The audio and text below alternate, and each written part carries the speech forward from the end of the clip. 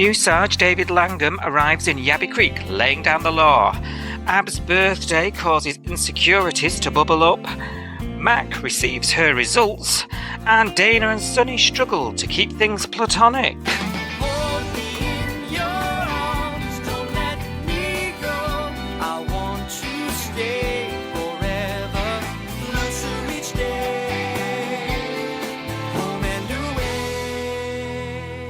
Did you get my text? Yeah, I did. Thought about replying, stay out of my life, but I think I already said that. I thought that maybe we could talk tonight to clear the air, if you're coming home tonight. No, actually, I'm gonna stay at Sonny's. And before you ask what my intentions are, they're not pure. Funny. Thanks. At least you can give me a straight answer on the subject. What does that mean? Nothing, forget it. Did you harass him again? We may have exchanged words briefly in the diner. You're an actual nut job, do you know that? No, I'm not. I'm the only one that's actually looking out for you. And frankly, it's a little bit weird that he can't give me a straight answer. You're the only person that's being weird about this situation. All right, no, we're not doing this. No, we're done. No, we are doing this. We have to do this. This is not your problem. Dana, we've got to talk about it. Well, I don't want to talk about it. Well, fine then, rack off. This is me racking off. We are Cy and Sophie. This is Coastal News, a home and away podcast, your weekly episode companion podcast for your favourite Aussie soap.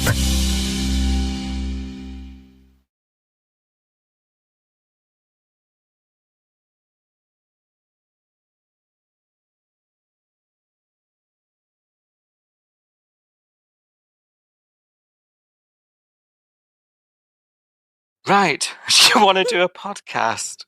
Come on, Just then. as friends. Hi, friend. Hi, friend. Hi, friend. How you doing? Just friends. Just friends. I'm all right. How are you? I'm struggling. I think my brain is not quite here, but good Take luck. two. Good luck Yeah. with the rest of the evening. Oh dear. I'm sorry. How are you? You okay? I'm holding it together just about. It's Yeah. Friday. This is the best part of the week for me. So yeah, Yeah, I'm and me. happy to be here. Happy to talk about my favourite show. Yeah, how are you doing? Yeah, same. All same. Much improved this week, Definitely. storyline wise. I think we had to. Last week had to happen, so this week could thrive. Definitely, yes. Yeah. Yeah. And Queen Dana serving the comedy.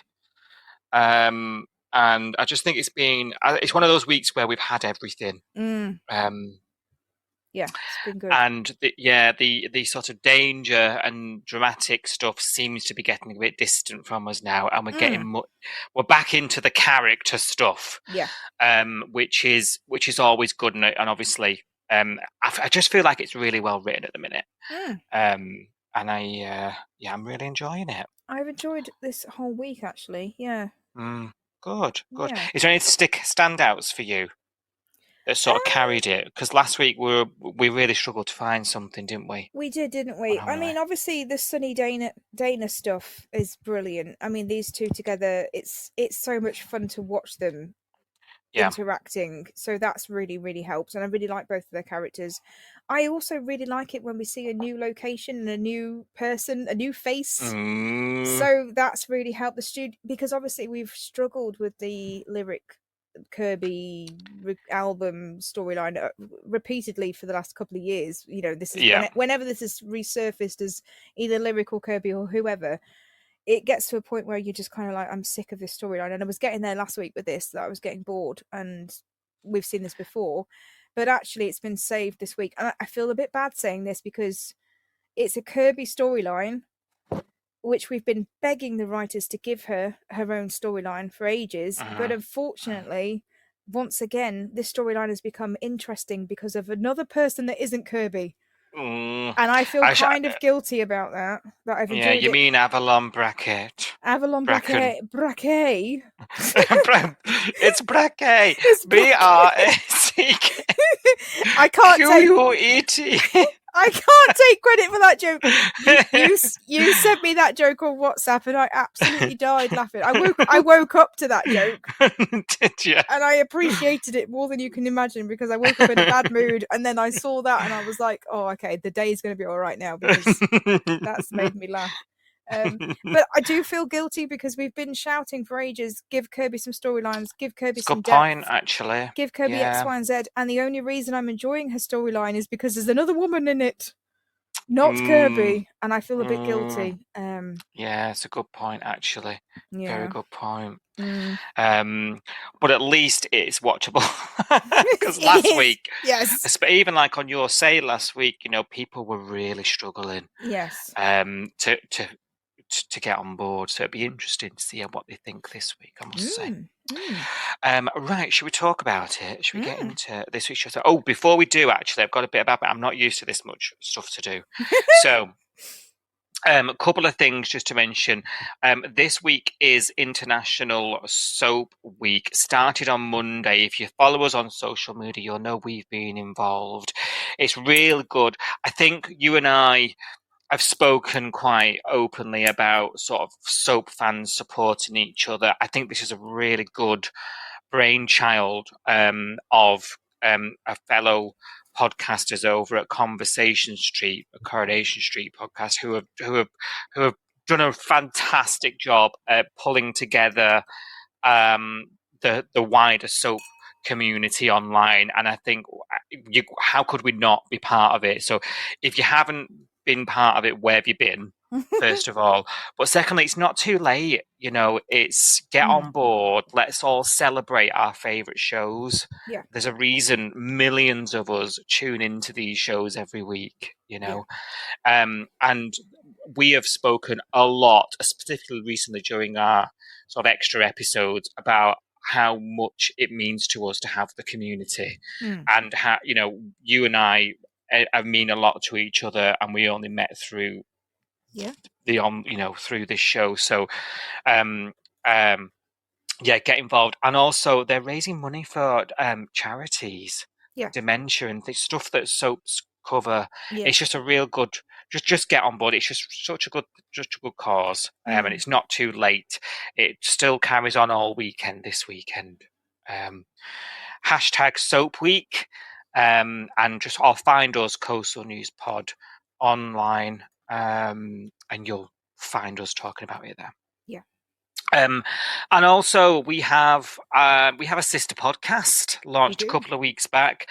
Guys, thank you so much. You've really warmed to it. I know a couple of the content on there is a little repackaged from stuff we did before, but we've had a bit of growth on our listenership since then, and people may not have heard it, so we sort of edited it down, didn't we, to make it a bit more punchy. So those have been received really well, and we've had some new episodes out with a fan of the show and a listener, with a location visit to Home and Away, and also in conversation investigating the host with our friend over at Neighborhood Rewatch, JK. You guys, those are up there. We're working on future episodes already. Watch this space. Links in the episode description below if you fancy going checking it out. Right, now should we talk about this week's Home and Away? Go on then.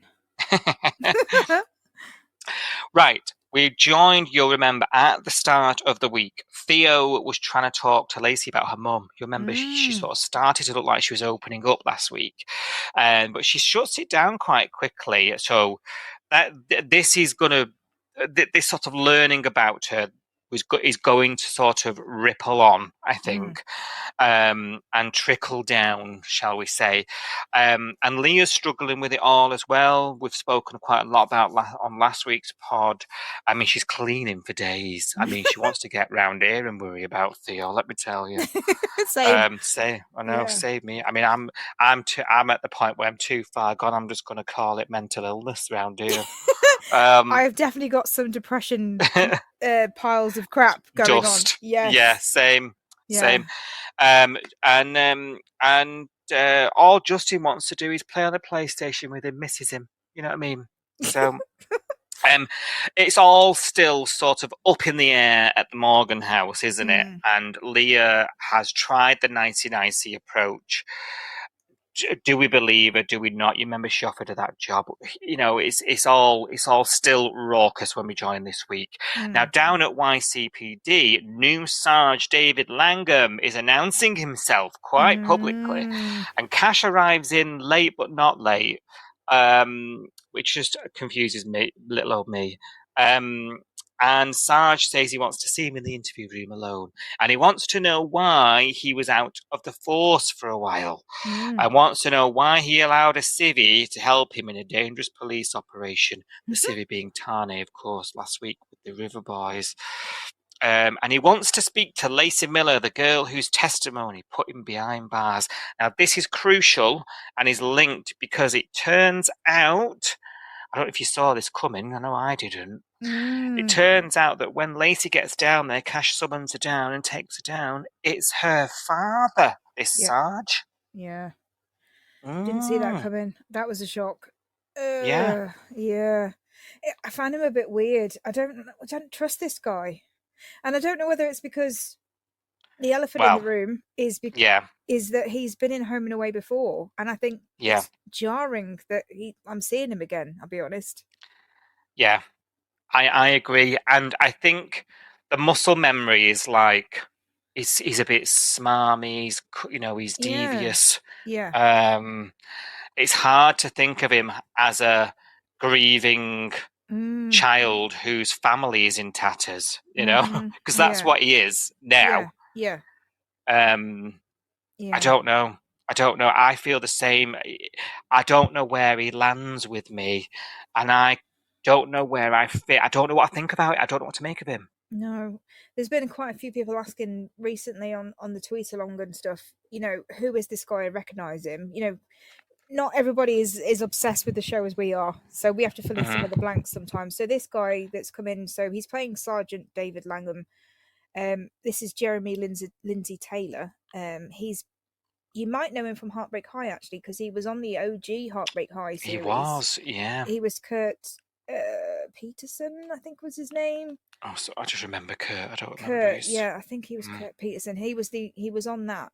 But also, if you cast your mind back, not even that long ago, 2016 to 2019, he was on Home and Away. He was a detective, which makes it even more jarring because he was in YCPD back in the day as a different person. He was Dylan Carter.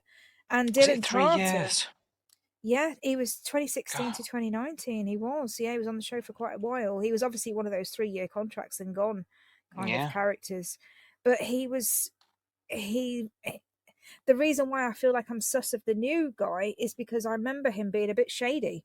I remember him having this checkered history with Kat Chapman where he was supposed to have been in a one-sided abusive relationship, him being the abuser. And her struggling with his kind of reappearance on the show back then. So I've already tainted him as a bad guy because unfortunately they've used the same person and they've used him only within 10 years of him leaving, Yeah. It's difficult for me to separate. It's a bit soon, isn't it? Yeah. And I think I've heard a bit of noise as well this week about it. And I was a bit like, are people overreacting? You think, is it just because we're a facetious lot, aren't we? Do you know what I mean? And we like things the way we like them. But I must say, last week, and I said to you, unless there's some mega clever twist where it is the same guy again,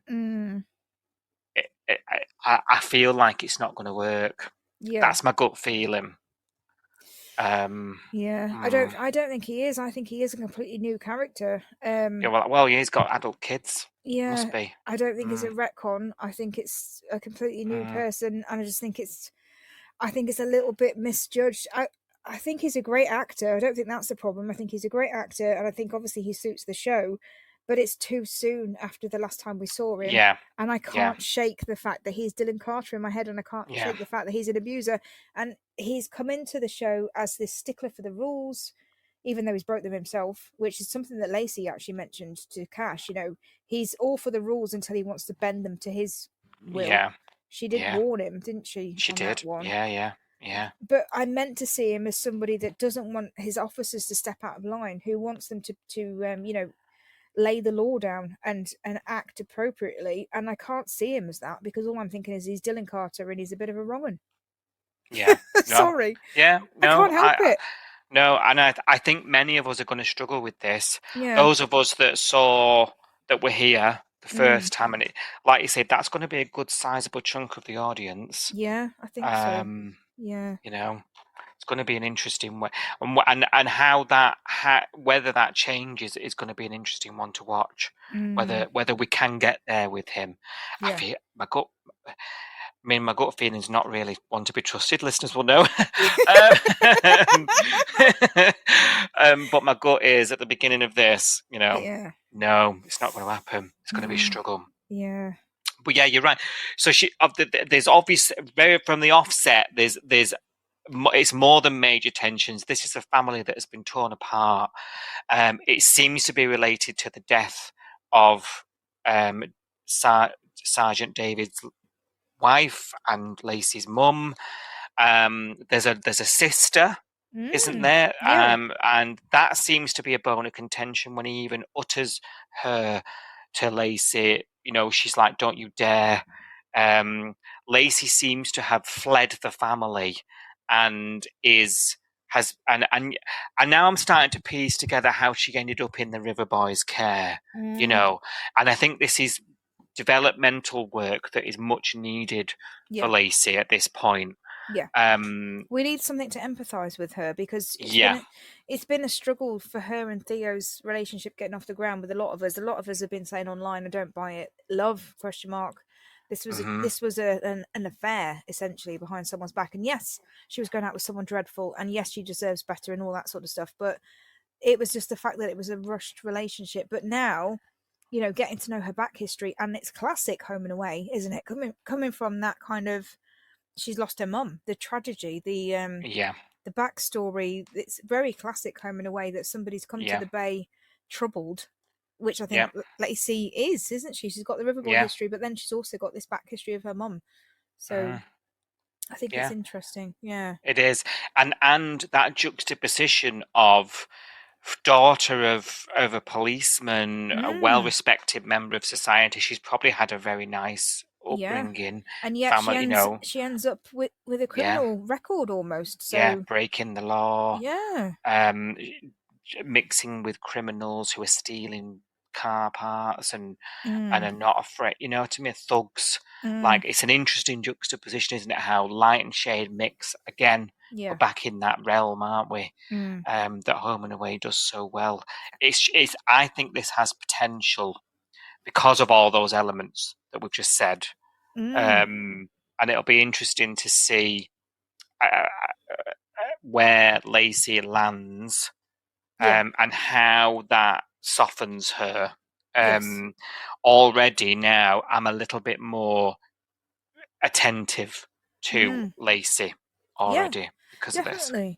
I mean, it's making me think deeper about her character, and I'm thinking, why did she choose Gage as a boyfriend? He was, on the surface, he was an awful person, but she chose him for a reason, and maybe part of that reason is she's got whatever beef she's got with Dad, and Dad is the meant to be upholding the law, and she's run into the arms of someone who's doing the opposite.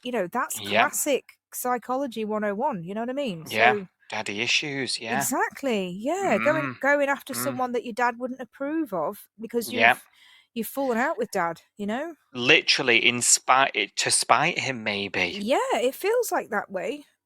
She's even changed her name, hasn't she? She's taken Mum's maiden name, so there's very much Dad is the is the enemy. It's like the antagonist of the storyline, but we don't fully know what the story is yet, which is intriguing. So I'm into this. Like, you've got me attention, Home and Away. You've got me attention. Now it does spook her. So she has this confrontation. Poor Cash in the middle of it, because he's having a right hard day at work, isn't he? Oh, Jesus! I felt bad for him. Yeah, I thought he handled it quite well, actually. He He did. sort of stood his ground, didn't he? But sort of went away and licked his wounds when he got put in his place. Do you know what? I don't know how he kept so quiet, because I was thinking, you know, he was the sarge at one point. um, Oh, but dear. Lacey is spooked. She runs home, makes an excuse, and she's packing a bag, Mm, and she's going to run again. That's her fight. You know, you talk about fight and flight, and some mm, people can only flight, can't they? And she's striking me as one of those. mm. And she's not even telling. This man who's told her that he loves her, Yeah. and they've got, and he's got these deep feelings for her, but she's one clock of a dad in town, and she's leaving without even saying anything. Yeah, which again is interesting because if she's only really had bad relationships with men, with her dad, with Gage, Hmm. it makes sense, doesn't it? Because she's not going to treat Theo well because she's not used to Yeah, being treated well herself. yeah, yeah. Complexity, we might call it. Yeah, it's getting Mm, more interesting. I wasn't yeah, fully sold on her, but now because she is getting more interesting, I think this is yeah, hooking me in a little bit, which yeah, I needed. yeah. Just at the right time, this Mm, as well. I think it's come at the right time. Things were yeah. getting a bit slow last week, and I think Oh it's picked God. us up. Yeah. Yeah. Now, whose clocks are at the blooming bus stop trying to get out of town? Bloody Leah. Now, I'm really proud of, I wouldn't have thought of saying this, I'm really proud of Leah in this bit, because what she doesn't do is go, because she pulls over and she's like, I'll give you a lift, where you going? And she's Mm. like, rack off, missus, I'm leaving. And when she pulled over and she got out of the car, I thought, oh, Jesus Christ. Yeah, I was expecting it to go a different Yeah, way, I'll be honest. yeah. And I thought she might go straight to Theo and be like, I've just seen her getting on a bus and she's leaving and she's got a bag and da da da. You know what I mean? I Yeah. told you you couldn't trust her and da da da. Mm, You would not listen. And I thought that's the Leah we were going to get. yeah. But actually, maybe we should give her a bit more credit than we did Mm, last week, because actually Leah sits down and listens to her. mm. And it's quite funny how the people you rub up against most end up being the ones you can open up to more. Yeah. And I think that's definitely one of those scenarios here. Lacey Mm, felt like she could open up to her because she showed her a bit of kindness, yeah.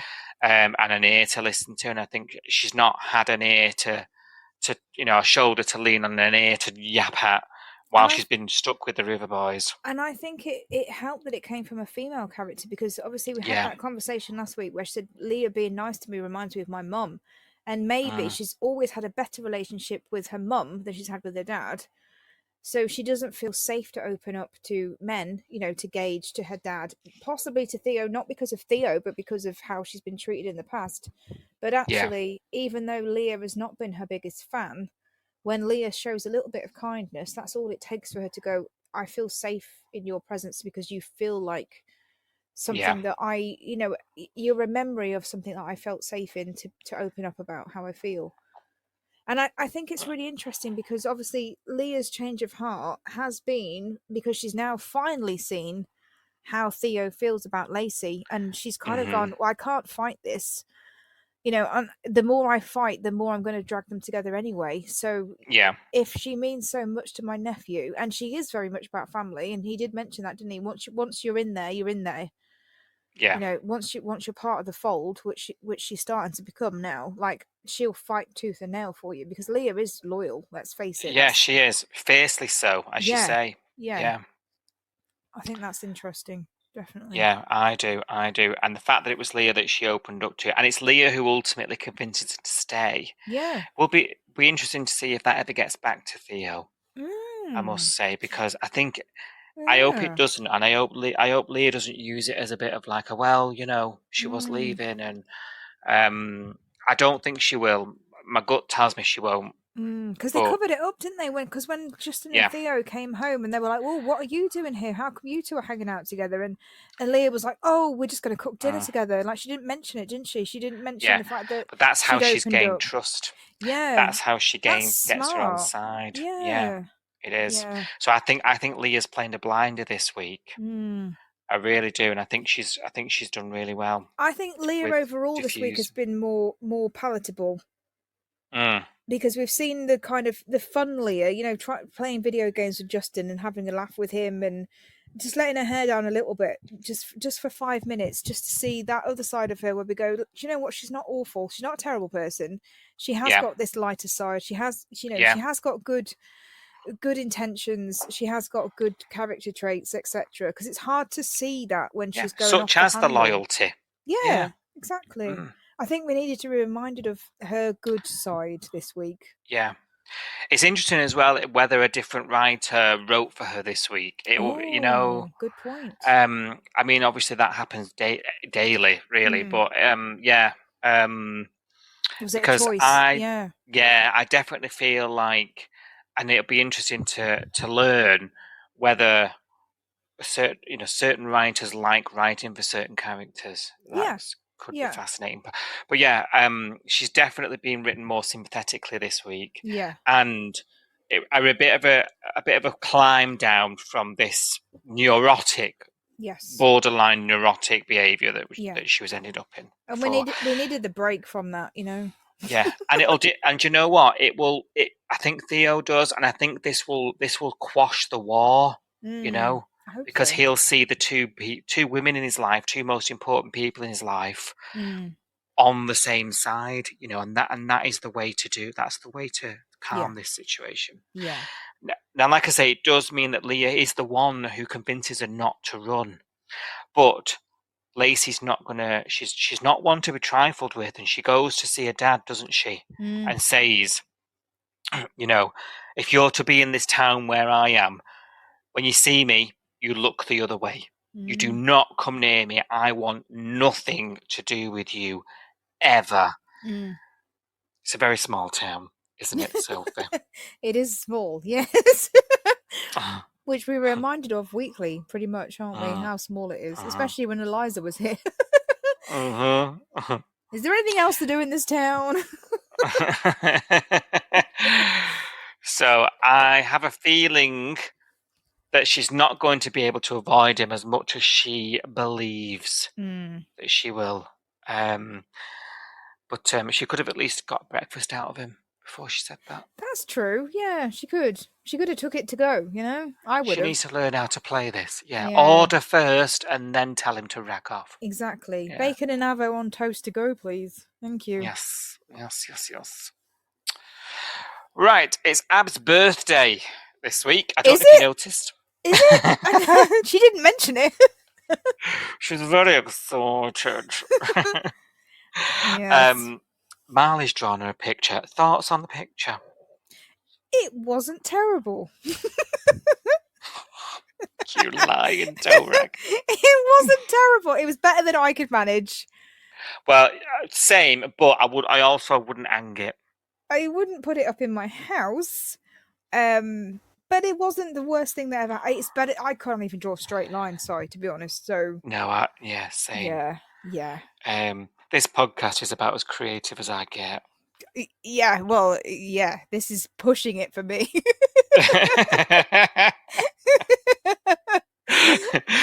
We're on the edge. Yeah, we're at the limits of what we can achieve creatively, and we're getting away with it. So it's fine. Yeah. There was sentiment, and obviously he is good at the arts. So it was something that the arts. It was something from within, and I thought, he can afford it. Like what this would be something that I would love and cherish. If it was from a partner and we didn't have two pennies to rub together. Do you know what I mean? But even if it was from a partner that you did have two pennies to rub together and you knew that he'd done this from the heart and it was like a really heartfelt, genuine gesture of love, I think that's nice. It's just that for us, it doesn't feel that way, does it? Let's be fair. No. but he's proud of it and he thinks she'll like it. Fair dues, mate. And there's a bit of a sort of do, isn't there, in Salt for this meal, for this birthday. There's a meal. Levi forgot to invite Eden, who, as we know, is down at the recording studio. There was a bit of a will I, won't I do backing vocals for Kirby down at the recording studio. She's there. So she has to rush back from said recording session on Kirby's debut album, although there is a debut album already. You tell me, is it the sophomore?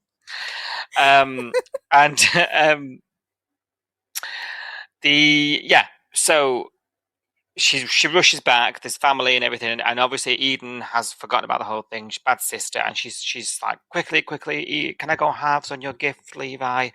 And then Levi's like, come outside and reveal the gift to be a car. And of course, all Eden is like, money. I thought I was going halves on like a bracelet or something. Yeah. And of course, Marley clocks eyes on this car. And not only that, Abby's insane overreaction to it. I did like John going, very nice, get it out of the emergency parking. That was very funny. And then Mr. Stewart's like, they're all right, leave them alone. It's fine, just let them be. And he's like, no, sticker for the rules. Well, I was like, that's where our bus stopped. It is actually. That's where we got let out of the bus. We alighted. To go and wander Palm Beach at our leisure. Yeah, we did. So Marley's absolutely mortified that this car is amazing. She loves it, and he's drawn a picture. Could have done better. Mac, she's very intuitive, Mac. She clocks it, doesn't she? She knows what's going on. And when Abby's pressing her later, she's like, look, there was another present, you should have had it. As Marley's come up with this concoction that it's not been delivered yet, so he gives him time to get a better present. And when he presents to her the jewellery, she's like, yeah, I want the present you were supposed to give me. And she genuinely does seem happy with it, doesn't she? That he took the time to do it for her. I think it's glad very she flattering. Was. I think it is a flattering. If that had happened to one of us with someone that we were felt besotted with, it is a flattering gesture, I think. Yeah, I think I'm more shallow than you think. You need the bracelet, don't you? I'd be quite happy with the Etsy art. I'll be honest. I'm a bit of a romantic, and I don't want to advertise that because I've got a reputation to uphold. And it is my birthday in less than a month. But yeah, you know what I mean? Like, I think that's quite a nice. I think that's quite sweet. It's unique. It's heartfelt. I don't like Marley, but I liked his gesture. There we go. Fair dues. And do you know what? I'm being playful, but I am glad that she liked it, that she appreciated the effort that went into it, and she didn't bang on. Once she got presented with it, she was over the moon with it, wasn't she? Yeah. And I'm glad, and it relaxed him a bit, and they both said they loved each other, and it was just a moment that I think they both needed, because I think he's quite insecure. Yeah. Given all the conflict they've had and the difficult relationship that it's been, he is probably quite insecure about being enough. Yes. And I think that would be a solid, valid reason to panic about a gift. What we would all think is a simple thing to do. And I think someone a birthday gift. I think that's in character with Marley. I think he has got that bit of a chip on his shoulder that he's not good enough because of his back history. We hear about him and his family, the police not really liking their family, for racial reasons, and him not feeling enough, and him struggling with the board shop and not being able to deliver everything that he's supposed to. You know, he's stressing about all the lessons, he's stressing about the boards, he's stressing about everything else. He's got that chip on his shoulder of him not being able to do enough, not being able to be enough, not being able to meet people's expectations. I think this is in character with that, so I'm happy with it, actually. Yeah, I agree. I think it's spot on, and I'm glad Abby didn't do an abs. Yes. You know? Yeah. Now, Mac is in agony this week, waiting for the results of her tests to find out whether she is able to conceive. And she gets the tests to call in, doesn't she? She panics. She's not sure she wants to know. She puts it off for what feels like an age. It was probably about 12 minutes IRL. But it feels like an absolute age that she's not done this. And she eventually shows a face back at home to Levi. And they call the doctor, and it's good news, actually, Sophie. Everything's good. You know, she's got all the FMs and the DABs all up in there. Radio? Radio Gaga. Radio Goo Goo.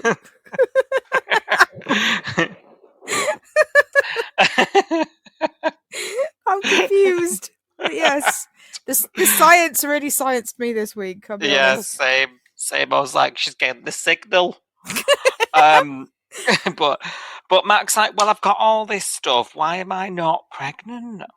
Well, I can answer that question because I really lost it with this storyline this week. I'll be honest. I don't know whether you did, and I don't want to make you feel sick or faint by talking about women's cycles and make you feel uncomfortable.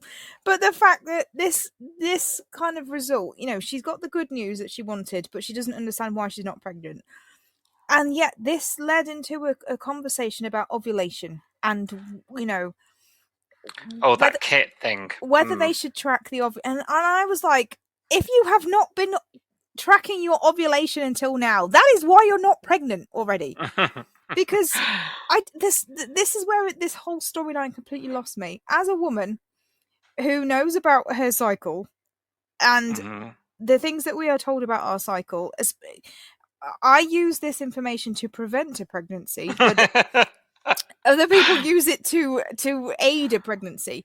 So she was saying, "Oh, maybe I should buy an ovulation kit so I could find out when I'm ovulating."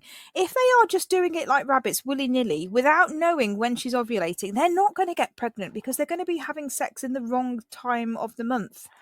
I know, but if you throw so many darts at a dartboard, one will hit. Yes, but you've got more of a chance. You can stack the odds by having sex in the time that you are ovulating. And there are only really 6 days out of the calendar month where you can get pregnant. And if those 6 days you're too tired because you've been doing it like rabbits up until that point and you decide to have a night off, you've missed your window. And yes, tracking your ovulation is the obvious thing to do to get pregnant. So I lost my sympathy with Mac this week. So I was like, what the hell was your plan before the fertility test? Were you just doing it willy-nilly? Because if you're doing it in the 2 weeks where you're not going to get pregnant because love nor money is not going to happen, it's absolutely a waste of time. Sorry, I'm just there. And she doesn't have to send away for an ovulation kit. She just needs to track her period and work out from there. I know. And there's a simple app for that, even calendar. There are loads of apps, and you can use your calendar, but there are loads of apps that are free without getting an ovulation kit. And I don't know what Levi was chatting on about, how about they're not accurate in this point. Reliable, They are. Yeah. They are. That's a load of crap. For a doctor, I was really disappointed in him this week. And I was really disappointed in both of them that they were their plan was just to shag every day and hope for the best. Yeah. I hear what you're saying, and I cannot disagree, to be honest. Tracking your period, I thought that was a pretty given no thing to brainer. do. It's yeah, but It's I mean, just generally, you want to know when it's going to hit, so when to get your chocolate in. Do you know what I mean? And you can plan your holidays, and you can plan your days out, and you can plan when you want to wear your white jeans and ride a horse, according to the Tenor Lady and the Always adverts. You know what I mean? All those adverts where they make ladies put white jeans on and ride a horse bareback. Because that's what you do on your period, clearly. I just didn't. This storyline lost me at the point where they were talking about this, because I was like, us ladies at home, we know how to track this stuff. But then I was wondering, maybe the home and away universe is not our universe, and maybe in the home and away universe you just shag like rabbits, or you have an accidental pregnancy, which seems to be the norm in Summer Bay. You just have sex once and you're pregnant. So perhaps Mac has absolutely no clue about ovulation and fertility, because she just thinks you have a bonk on the gym floor and immediately get pregnant.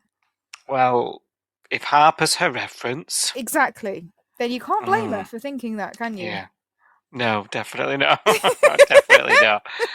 I thought it was a pretty given thing. If you've decided,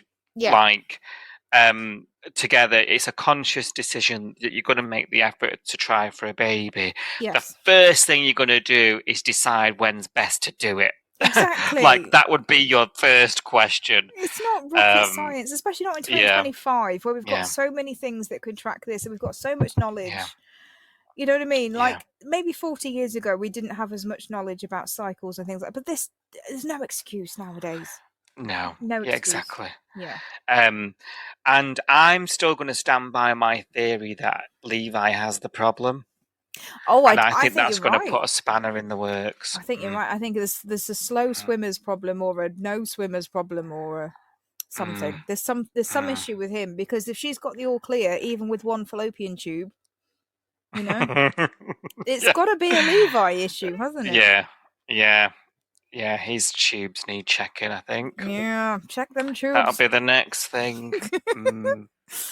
Yeah, if he needs help. Anyway, Harper this week is nagging Dana about Sonny. And I've written this quote down, because they're at the coffee cart, right? And she's at it, you know, we're just friends. Like, she's like, you're just friends, yeah? I need you to, you know, I mean, I don't know why she's getting so involved. Well, we find out later, but at this point, we don't know why. And Dana's like, don't worry, I've put it to bed, literally. Oh, I love that one, because everyone in that scene was uncomfortable with that line. Everyone went, yeah, we know. We know. That warm glow on your face tells us everything we need to know. Yeah, we know. Just loved it. They're just friends. And then there's this funny sort of sequence that occurs where Sonny comes by, and there's like morning, and he's like saying really loud where he's going to be. I'm going to go to the surf club. I'm going to play some pool. And Harper's just giving her the eye, you know, like, And Irene was comedy in this scene as well. Yes, she was. Yeah. Thanks for announcing that, Sonny, to the entire world. Yeah. So funny. She didn't charge him for his coffee. But okay.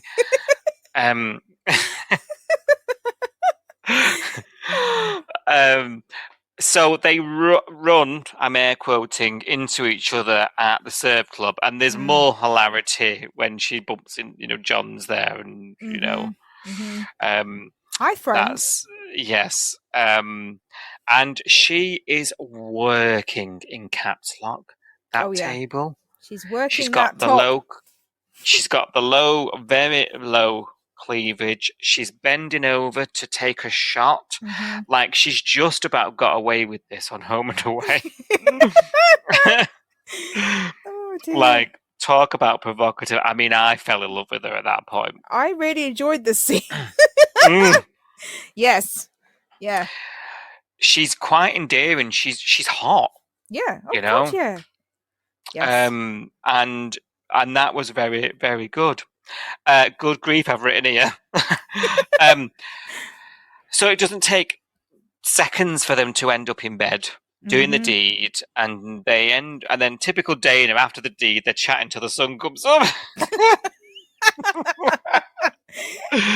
Which I thought was hilariously in character. Taught the hind legs off a donkey.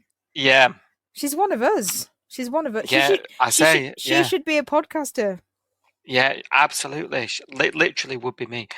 And if only. And she comes up, basically Harper's ringing her phone. She's not answering. She wants to talk about Sonny, and I'm just thinking, give it a rest. I mean, she's managed to palm a baby off to somebody, so she's got some free time.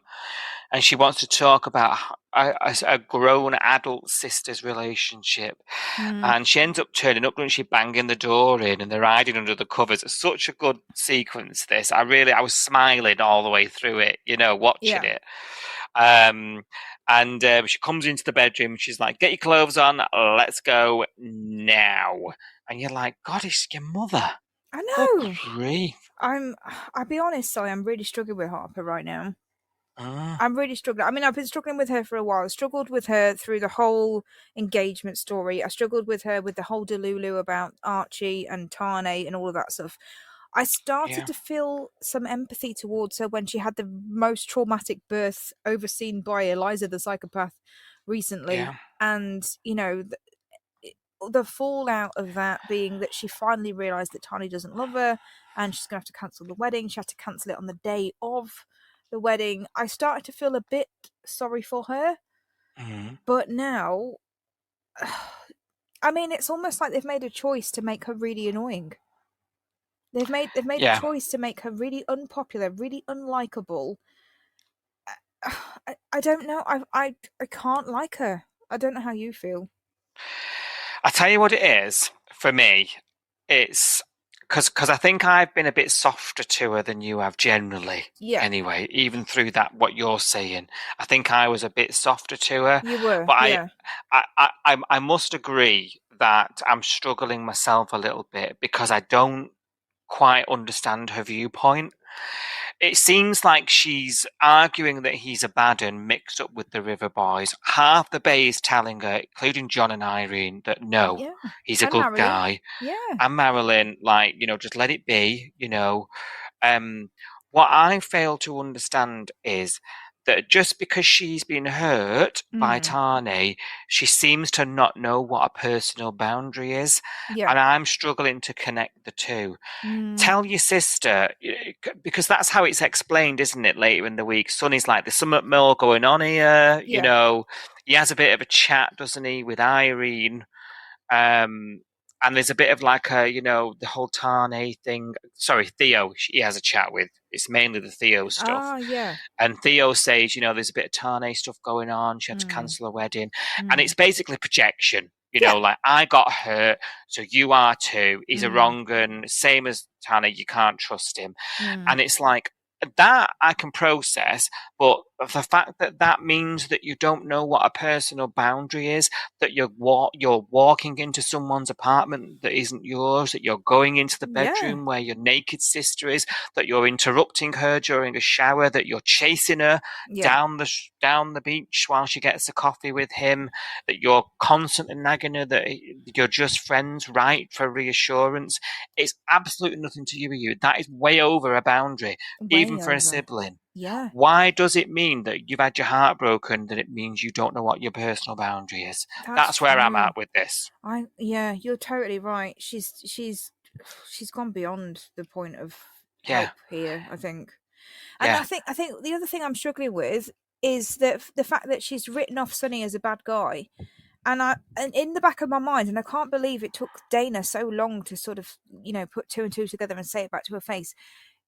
Sonny, we've got to remind ourselves, Sonny got caught up in the wrong crowd at the wrong time, etc., etc.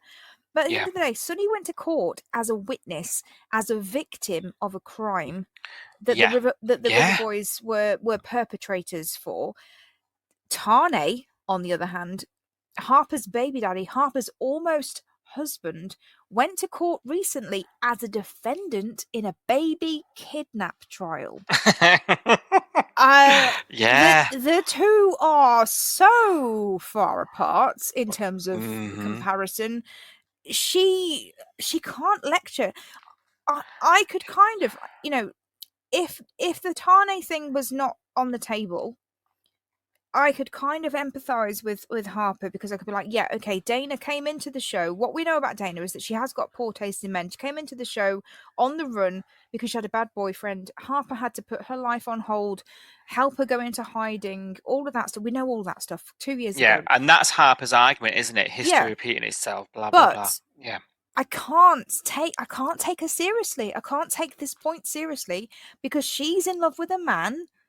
She almost married a man. She had a shag and got pregnant and kept the baby with a man who went to court as a defendant in a baby kidnap case, not as a victim, not as a witness, as a defendant. He's got a criminal record. How can she possibly stand up and say, you go after the bad guys, you fall in love with the wrong guys?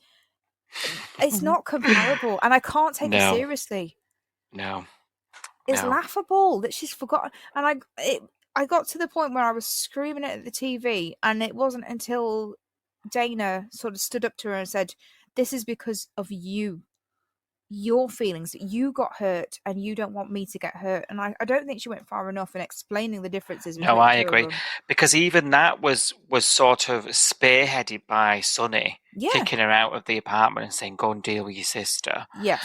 And I think even that proves, both to the characters, but also to us, that Sonny is a decent fella. Yes. That he's willing to give up that time with Dana so that she can go and sort it out. And I think that was an important thing. And I think the only reason Dana has ended up confronting it is because of Sonny.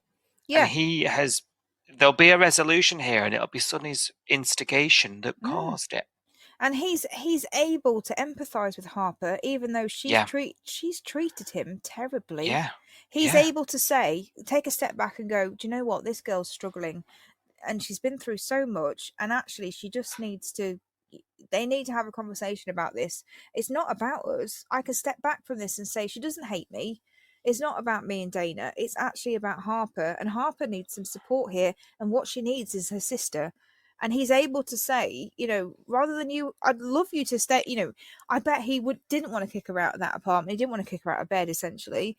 He wanted her to stay around, but he put her first, and he put Harper first, essentially, to say, your sister needs you more than I do. Mm-hmm. Yeah. It's fascinating. Again. It is. Yeah. No, it is. And like I said at the top of the episode, all this character-driven stuff has actually got our teeth into it this week. Yes, we needed this. Yeah, we did. The drama happened, and now we're dealing with the sort of consequence between the characters, and I think it's a really good sort of kick-off where we've ended up. Yeah. But yeah, Harper isn't showing herself in the best light at the moment. Really and not. And I understand she's hurt. I mean, she's still hurt. That's what it is. Of course, it's not been that long. You know what I mean? And and she. I'm not being funny. She's got a life that she doesn't want right now. She's got a baby and no man. She's palming off this baby left, right, and centre to go out on dinner dates that she never went to. She's been in the Bay for a couple of years, and I've never known her to have more nights out than she's had since the baby arrived. I tell you, we've been making a bit of a joke about how many times she's getting babysitters already, but actually, I'm starting to wonder whether that is part of a developing story here. She didn't want this life, Si. She wanted Tane. She didn't want the baby. She wanted the family. I mean, even there was a kind of a throwaway comment recently to Irene about how she's kind of still clinging on to the idea of them two, and it's like, I don't see it. No. Did you catch the trailer? She's not over the fact that Tane and her are friends, and that's all there's going to be. She's not over that, I don't think. She still wants more. She still thinks that by having this little family together, that he's going to come around to her way of thinking, and I think that's not going to happen. It is sad, really, and I do flip flop with her. Yeah. There's a tinge to it, isn't there? Of a girl with a broken heart, I suppose. But I tell you, the way she's been with Dana, she's not. She's hard to get on board with sometimes, isn't she? Yeah, it's making it really hard, and I think we're not the only people seeing this. Comment after comment on social media, it's really hard to get on board with her when she's like this.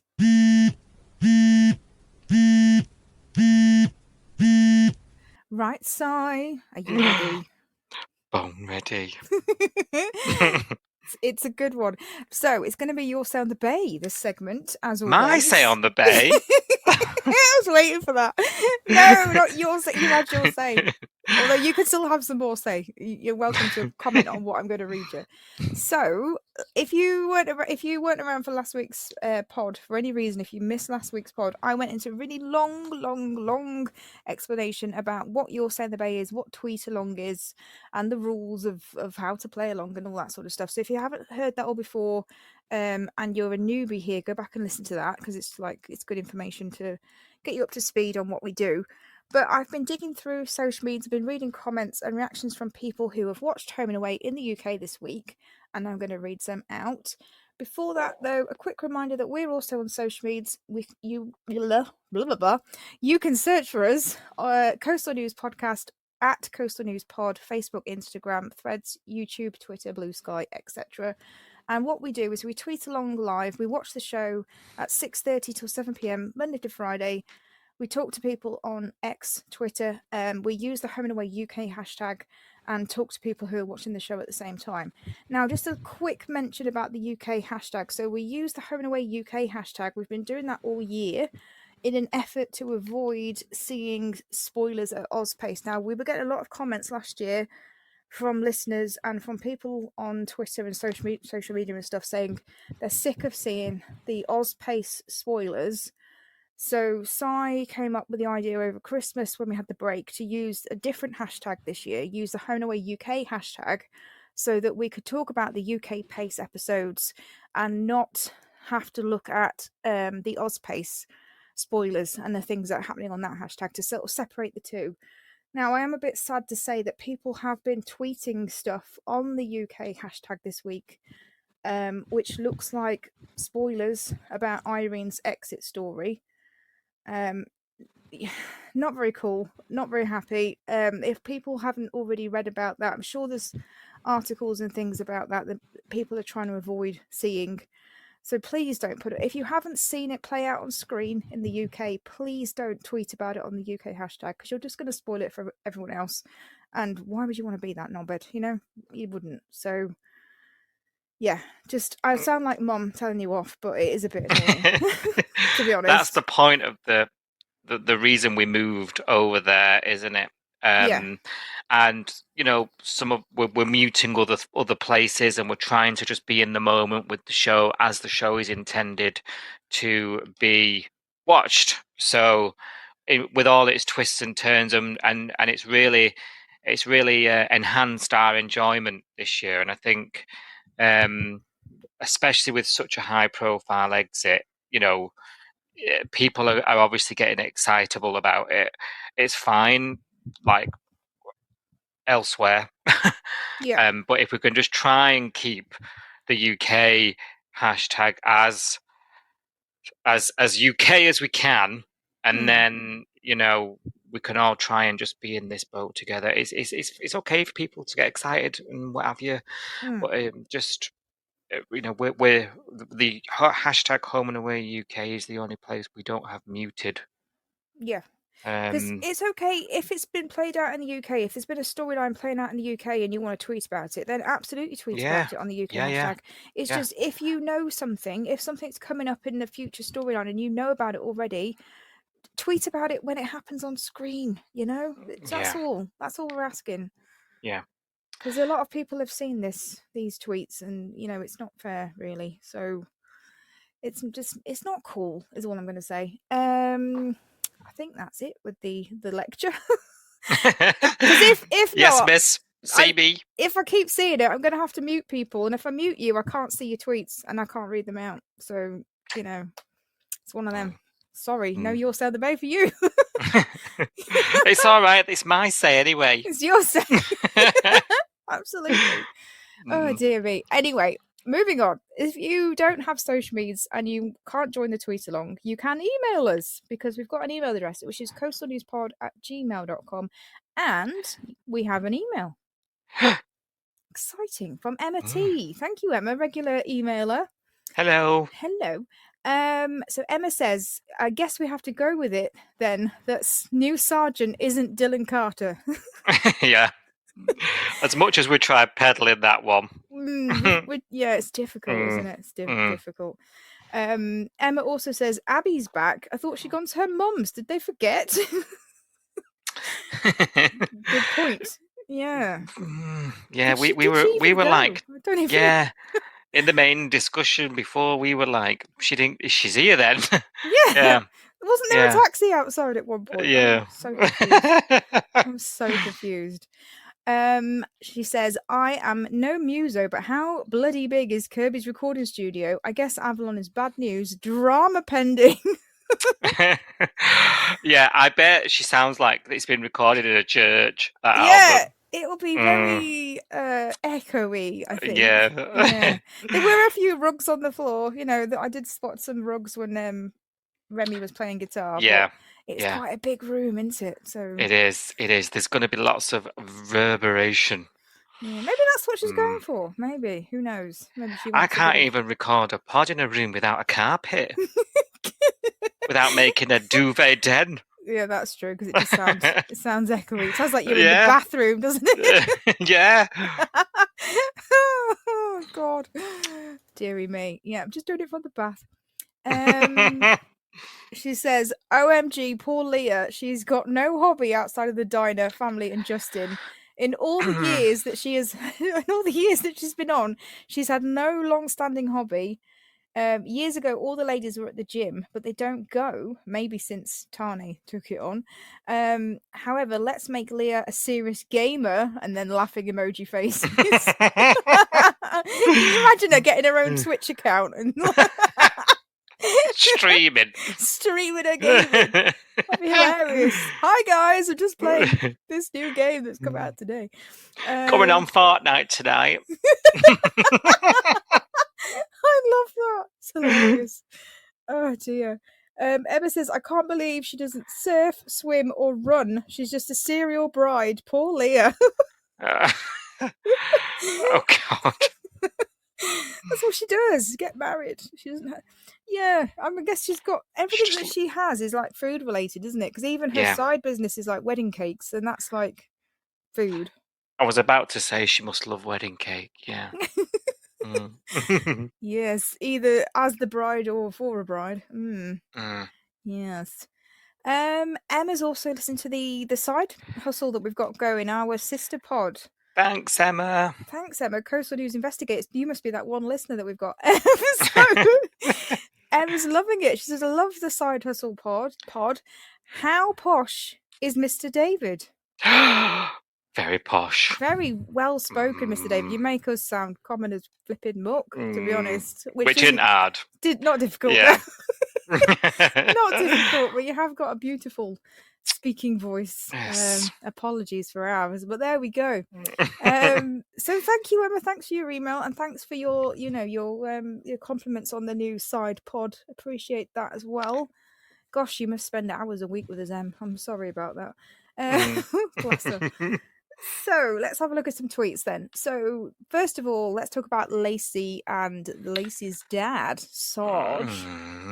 Grumpy dad. Grumpy, yes, that's one word for it. Julie says, is Lacey being over dramatic here, like Eden with her dad? The dad must still be grieving himself. Yeah. We don't know enough yet, do we, to know whether she's being over dramatic? I mean, she's obviously being dramatic. Obviously. Yeah, but I mean, you'd have every right to be, really. It sounds like whatever this accident is, it's ripped the family in two. And when there's a death like that, it is fraught, isn't it, I suppose? Yeah. I feel like I need more information before I can really suss out. I was watching this week thinking there's something else at play here, because she can't even talk to her dad. It's more than grief. It's like spitting fire at him, isn't it? Yeah. Like she said something like, "If you see me cross the road," or whatever, didn't she? Like you don't see dead me. to me. Yeah. That is quite dramatic, though. But we don't really know why she feels quite so strongly about it. So I'm hoping we find out soon, because it's intriguing. But yeah, I don't know. I'm thinking it's probably worse than Eden's situation with her dad. Not that you can really compare them, because it's difficult, because they're completely different, aren't they? I mean, Eden's fed up with her dad because he broke up the family. He left her mum for someone else, and that's a parents could have been together, but he chose to leave. Whereas with Lacey, obviously, she wants the parents to be together, and that just can't happen because her mum's not here. So they're not really comparable in that way, are they? So difficult. It is. I'm into this though as a storyline. I want to know more. It's very Home and Away. Yeah, the fact that there is conflict here is interesting. Yes. Yeah, definitely. We like these kind of families that have got this complicated family dynamic, don't we? Yeah, of course we do. Yeah, it's interesting. Jamie says Lacey gets rid of Gage and ends up reuniting with her tosser dad. Girl already can't catch a break. Oh dear. Deary me. Yes. Tosser dad. Talking of tosser dad, new Sarge, I have seen loads of comments, like Emma said in her email, about the fact that Dylan Carter has been recast as David Langham. Yeah.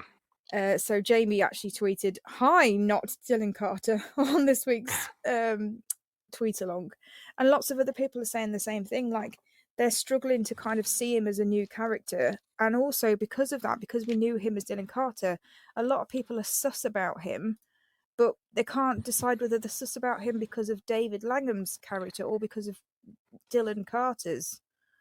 You know what I mean? So it's sort of clouding the judgment. Yeah. You're not watching him with a fresh blank slate, are you? You've got this preconceived, even if it's unconscious, even if you're not actually thinking it. Yeah. Because I must say, when I watched him, his arrival, his sternness, he feels a bit cold to me. But is that because he doesn't feel like a man in despair and peril? That his daughter's not talking to him. He feels like a really cold. He feels almost emotionless. But am I remembering that? Yeah. I don't know. I'm struggling. It's confusing, isn't it? Yeah, it's weird. Yeah, it's difficult to know, and I kind of feel like he's been cast as a baddie. He looks like a baddie. You know what I mean? He doesn't look like a good guy to me. But also, like, because he's not on Cash's side, he's behaving like one. You know what I mean? Like, he's come in and he's upset Cash, and and he's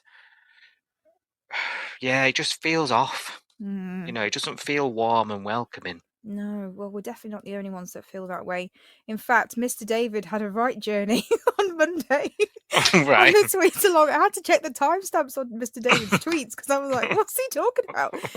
So on Monday's tweet along at 6:40, Mr. David said, "New Sarge, aka former Bent Copper," and then in massive letters, "I don't like you."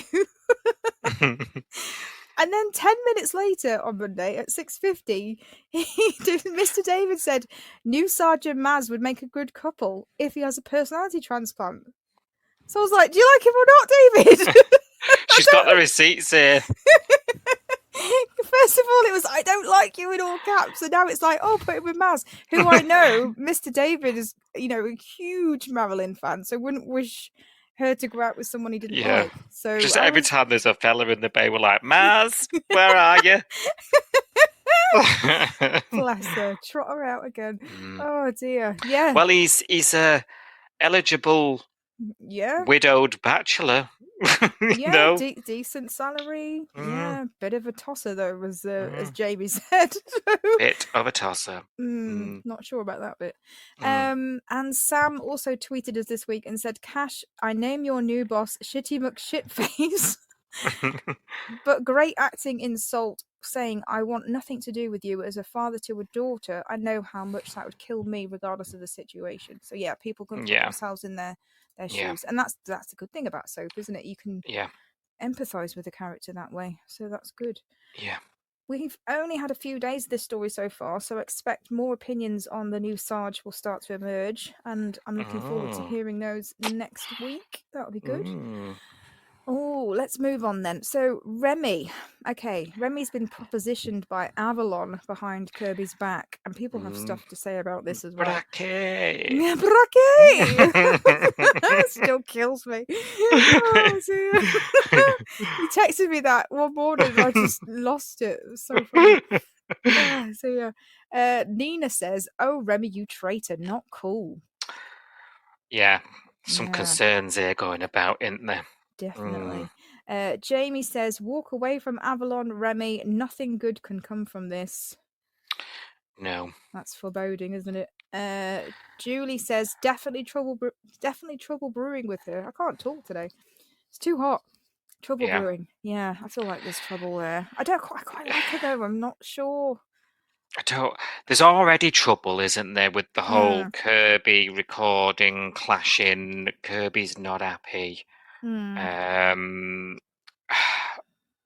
Has taken a dislike to her. She is FOF, friend of Forest. There's obviously a history there. So there's already trouble brewing. Where my concerns are, and a couple of tweets, maybe you've got them, that I saw in the week when I was on the old Twitter, was people wondering whether there was going to be romantic advances as well. One late night at the studio, burning the candle at both ends, etc. Yeah, possibly. Which is not something everyone seemed thrilled at.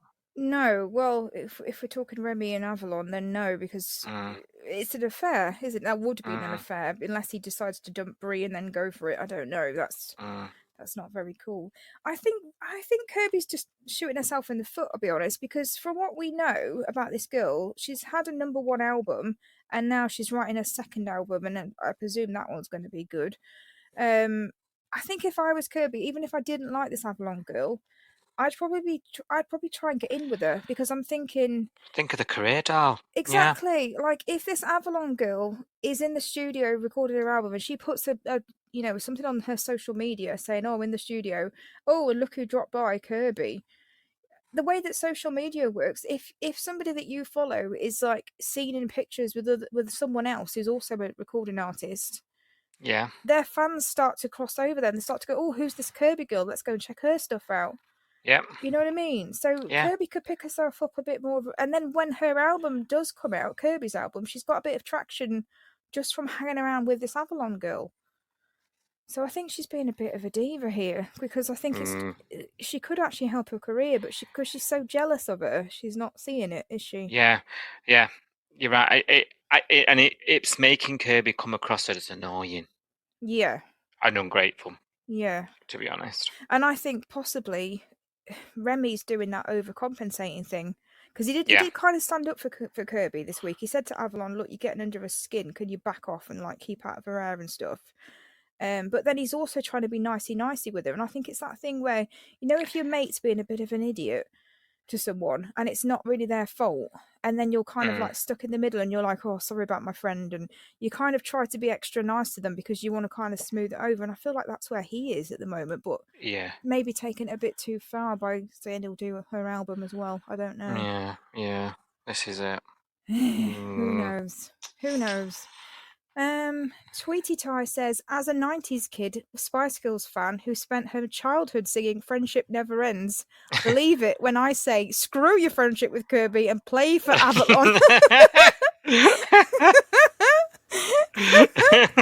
Viva forever. There we go.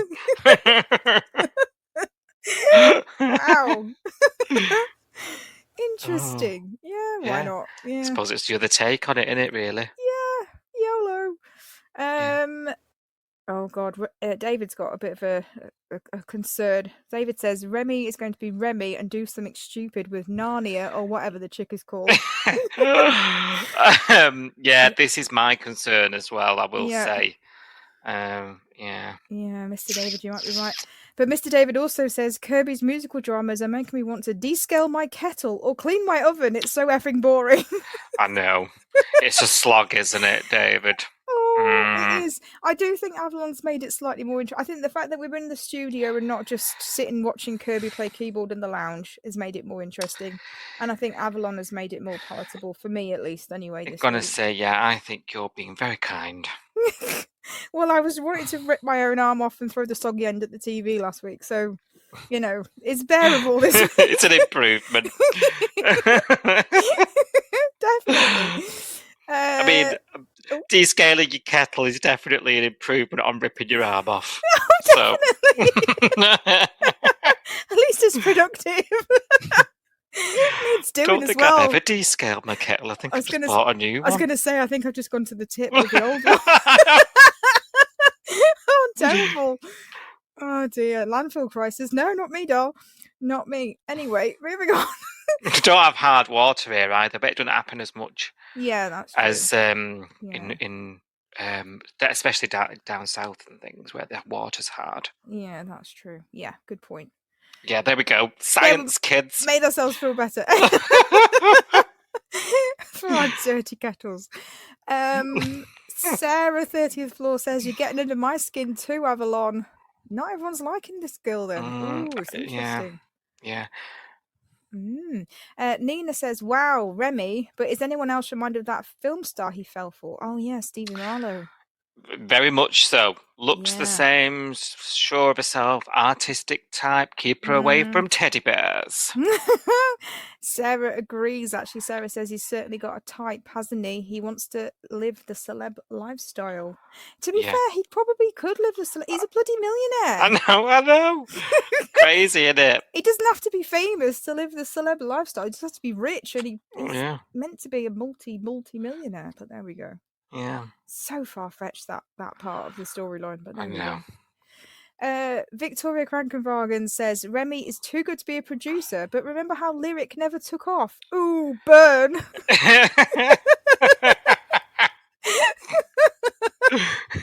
That was a weird line, actually. Avalon's really, she's only heard him play for 30 seconds and do a few chords, and then she's like, oh, you're amazing. You're wasted behind the mixing desk. Yeah.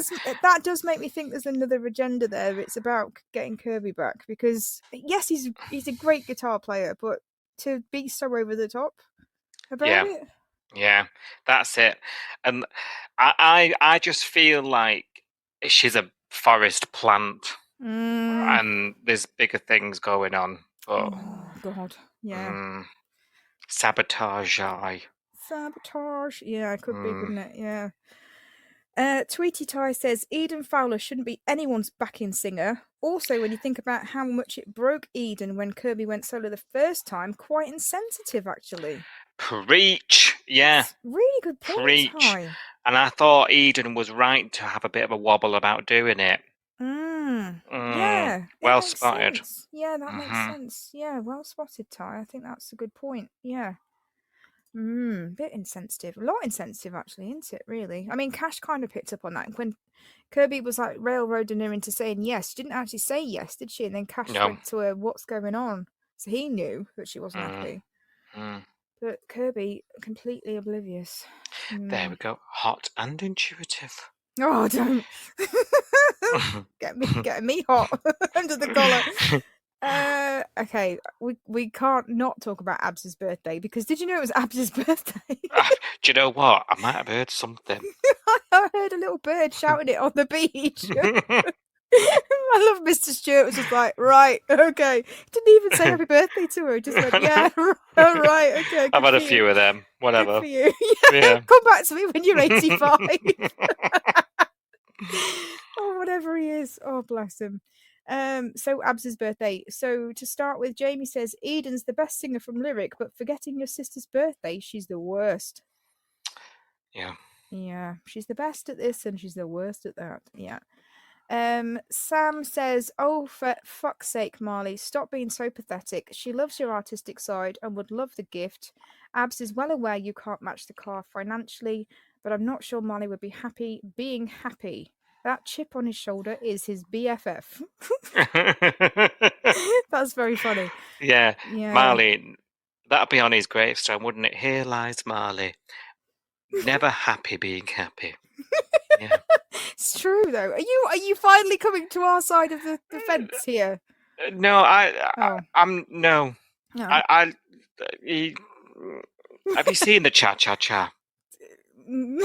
What? Let me send you the Cha Cha Cha. Okay. Oh God. I look forward to that. Like I look forward to going to the dentist. Oh dear me. Okay. Yeah, send me it. I will look at it and look. I'm being facetious. Look, he's a miserable fucker. I don't get it. I do get it, right? Can we? We are recording this. Good. Okay. Yeah, but whether it'll make the final. Damn it. Which you know it will, because I ain't got time for that crap. So strike while the iron's hot and say what you want. It ain't getting cut. Dear. Yeah. The problem is he's making wrong decisions. She's a big wrong decision. That's mainly the decision he's making, and this whole gift situation proves to everybody, including himself, I would hope, that he's really insecure, that we're reminded of that mental gap between the two of them. He feels like, I mean, I was questioning it, thinking, does he know her? You know, if he thinks she's materialistic and he's just following the biggest, shiniest, most expensive thing, you know? I don't think it's about her. I think it's about him. Because do you remember when Matt gave her the key ring thing and it said sassy but cute or sassy but sweet or whatever it was? Yeah, like a bit of a, yeah. And she was like, oh, well, thank you. And Marley said, oh, my present's better than that. Yeah. There was like this competitive. He was so smug with himself. And then when he was outdone, he went and sulked. Yeah, it's. I don't think it's about Abs at all. It's about him being best, and that's what annoys me. Because I'm like, but it's in character, though. It is. Yeah, it is. I just find it annoying because I'm like, if you've been going out with someone for that little amount of time in the grand scheme of things, your girlfriend is not going to expect you to spend a car amount of money on her present. I know. She just wants something that's thoughtful, that's sweet, that makes her think that you've thought about her and not just gone into a shop whacked one off on it. I'm going to mention this because Jamie did tweet this week and said, I still think that painting is good, apart from the white blotch in the middle. Now, you texted me one morning about the white blotch. It said it looked like a sus stain. So, yes, not sure what that was. But, I don't know why he thought, other than that, I could have got on board with it. It wasn't terrible. It wasn't terrible. And Jamie says, you made us something from the heart, Marley, stop being so insecure. So yeah, other people it's just insecurity. Insecure. Yeah, definitely. Yes. Although Sarah's saying, Marley's completely lost on me. I don't even know why he's so insufferable. Why? Have you got other comments for balance? Or am I literally the only Marley fan? There is one at the end. It'll be Mr. David, won't it? No, actually, it's somebody on Facebook. I will tell you. He plays it cool, but he loves it. No, Mr. David said, I'd feel flattered if someone painted something for me. Marley, stop being an insecure tool. See, he's playing it cool. He's pretending he's not on board, but he is. And for balance, I have 2 comments from Facebook. So first of all, Mary says, Marley is so insecure where Abby is concerned because he thinks he's not good enough for her. Right. I think that's true. Yeah, that's for balance. Now, this one is an interesting comment. In reply to Mary, Louis says, why would he think that he's not good enough for her? He's attractive, a business owner, and talented, versus her, an ex-junkie who's only got a job because her brother's home-wrecking girlfriend gave her one. Oh, snap. Wow. I mean, that was quite a comment, Louis. I can see it. I can see both sides of the coin there. Louis been watching. Yeah, definitely been watching. Yeah. Yes. So let's see how this plays out next week, I guess. She's got the painting or whatever. So what about Harper barging in on Sonny and Dana when they were in Rumpy Pumpy bed? People weren't very impressed with this. Yeah, as you can imagine. So Julie says Harper is acting like Dana's mum. Dana is a grown woman who can see who she wants. Why doesn't Harper try to get to know Sonny before judging him? Yes, this is it. Yeah. We were saying this earlier on the pod, weren't we? About his reputation has skewed her view of him rather than giving him a go, basically. And that's unfair. And us as the viewer, we know he's actually quite decent. Yes. We've seen more of him than Harper has, and sometimes it's easy to forget that Harper's where we were 3 weeks back.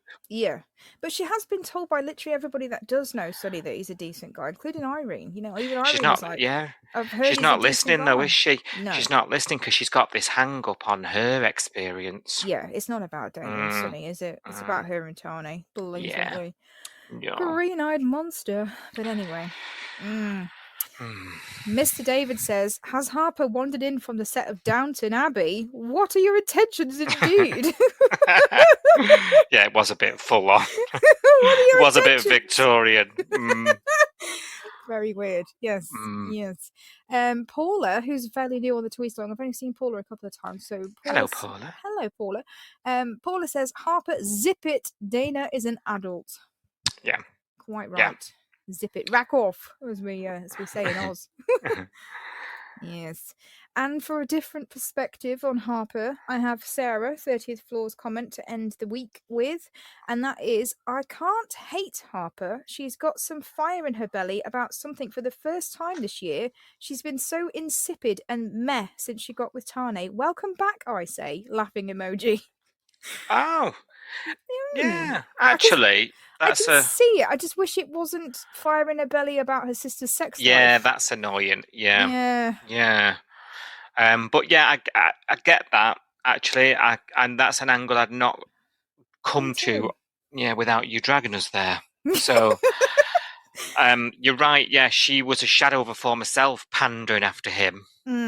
Mind you, I'd argue we've seen her do nothing but that, to be honest. I'm talking myself in and out of every theory. I'll shut up. No, I like the viewpoint. I like the different viewpoint. I just can't go with it in this case because I think I'd like to see her get some fire in the belly about something in her own life. Yeah. And not about her sister's life, She needs to back away from it. It's interfering, at the very least. Yeah. But I get the sentiment. And that's it for this week's Your Say on the Bay. So thanks again, everyone, for your input. Without it, there would be no Your Say on the Bay.